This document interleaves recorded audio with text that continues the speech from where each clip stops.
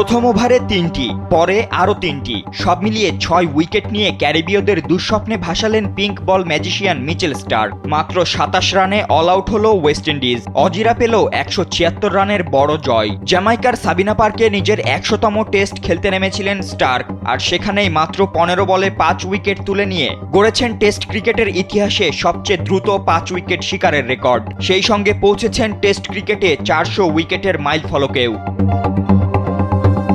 এদিন Campbell, brand king, Anderson কিংবা seals কেউই যেন দেখতেই পেলেন না মিচেল স্টার্কের বল। ০ রানেই ফিরলেন সাজঘরে। মাইকেল লুইস ও শাই হোপ নিজেদের রানের খাতা খুললেও পৌঁছাতে পারেননি ২ অঙ্কের ঘরে। স্যান্ডেলিনা সো, রূপচর্চায় আভিজাত্য। নাস্তানাবুদ হয়েছেন সেই স্টার্কের কাছেই। সেই সঙ্গে শেষ দিকে বোল্যান্ডের হ্যাট্রিক। সব মিলিয়ে যেন অজি গোলকধাঁধা বুঝতেই পারেনি ক্যারিবীয়রা। সিরিজের তৃতীয় টেস্টে অস্ট্রেলিয়ার দেওয়া ২০৪ রানের লক্ষ্য তাড়ায় মাত্র ১৪.৩ ওভারেই ২৭ রানে অল আউট হয়েছে ওয়েস্ট ইন্ডিজ। এতে একদিকে যেমন ডুবেছে হোয়াইট ওয়াশের লজ্জায়, অন্যদিকে গড়েছে বিব্রতকর রেকর্ড।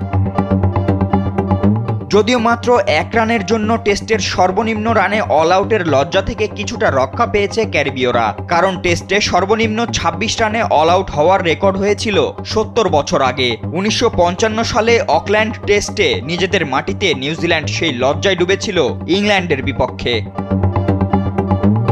ফাতিন ইশরাক, কালবেলা।